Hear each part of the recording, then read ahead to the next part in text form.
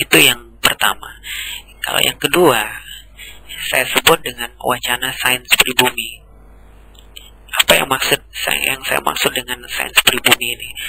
Ya, dari namanya saja sains pribumi. Sains pribumi itu adalah sains, gitu ya, sebuah body of knowledge yang dikembangkan oleh orang pribumi atau orang asli Indonesia.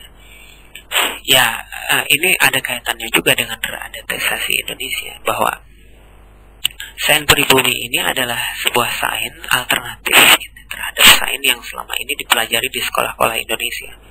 Kita ingat gitu ya, bahwa di Indonesia itu pelajaran sains itu melulu gitu. Ada pelajarannya matematika dan teknologi. Kemudian kok di dalam mempelajari sains itu tidak ada kearifan lokal gitu.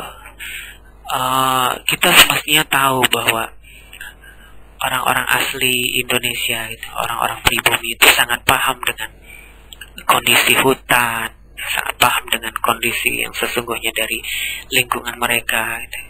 Dan mereka juga membangun pengetahuan yang sungguh valid tentang segala hal dalam kondisi segala hal yang ada hubungannya dengan lingkungan mereka. Contohnya kayak begini, orang pribumi yang tinggal di hutan misalnya, seperti orang Kalimantan atau orang Dayak, mereka sangat paham gitu dengan bahasa hutan, tanda-tanda terjadinya bencana di hutan. Mereka sangat paham apabila dengan melihat tanda-tanda alam, seperti kalau binatang-binatang itu pada keluar dari hutan secara tiba-tiba, padahal menurut musim mereka tidak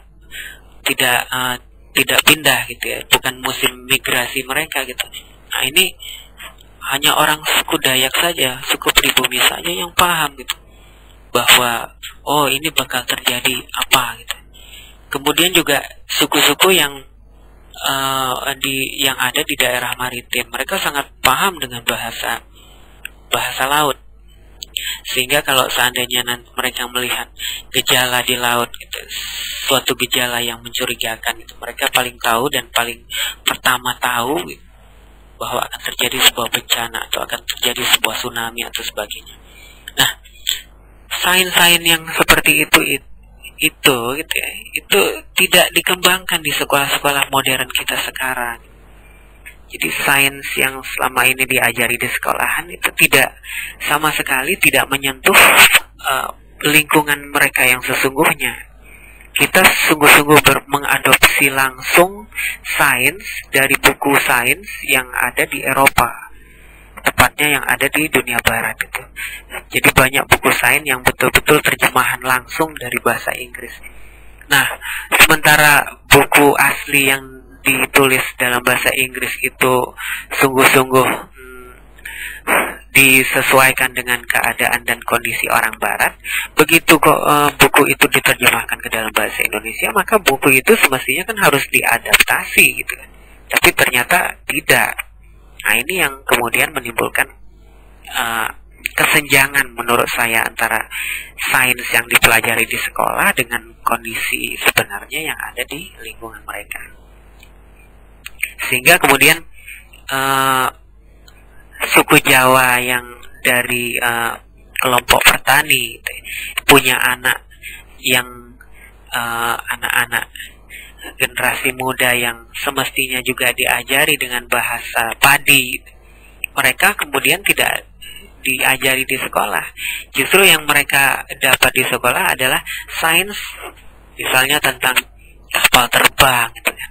Padahal mereka hidup di lingkungan pertanian. Ini kan aneh nih, tidak ada sambungan antara apa yang dipelajari di sekolah tentang teknologi kapal terbang dengan apa yang mereka hadapi di kehidupan mereka sehari-hari, yaitu masyarakat petani gitu kan.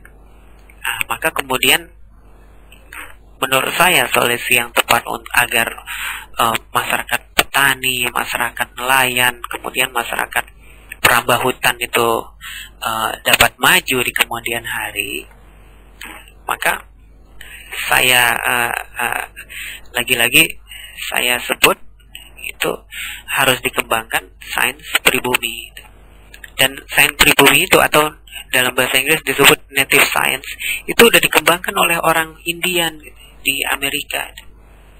Orang-orang Indian banyak yang udah menjadi pakar-pakar dan mereka mengembangkan sains menurut ilmu-ilmu pribumi.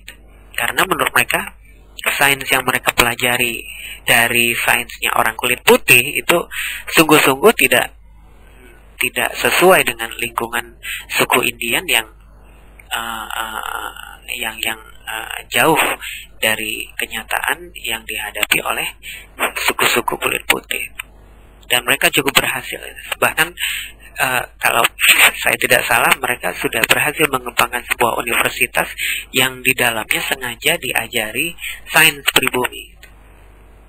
Dan ini cukup menarik. Saya pikir ya begitu kira-kira dua wacana yang akan saya kembangkan